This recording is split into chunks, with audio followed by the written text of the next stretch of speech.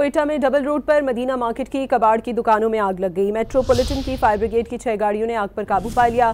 Fire brigade इंतजामिया के मुताबिक वाक़े में कोई जानी नुकसान नहीं हुआ, जबकि बरवक्त कार्रवाई से मुतादिद दुकानें तबाही से महफूज रहीं। आग पर काबू पाने से करीबी ऑटो मार्केट बड़े नुकसान से बच गई। कोयटा में डबल रोड पर मदीना मार्केट की कबाड़ की दुकानों में आग लग गई। मेट्रोपॉलिटन की फायर ब्रिगेड की 6 गाड़ियों ने आग पर काबू पा लिया। फायर ब्रिगेड इंतजामिया के मुताबिक वाक़े में कोई जानी नुकसान नहीं हुआ, जबकि बरवक्त कार्रवाई से मुतादिद दुकानें तबाही से महफूज रहीं। आग पर काबू पाने से करीबी ऑटो मार्केट बड़े नुकसान से बच गई।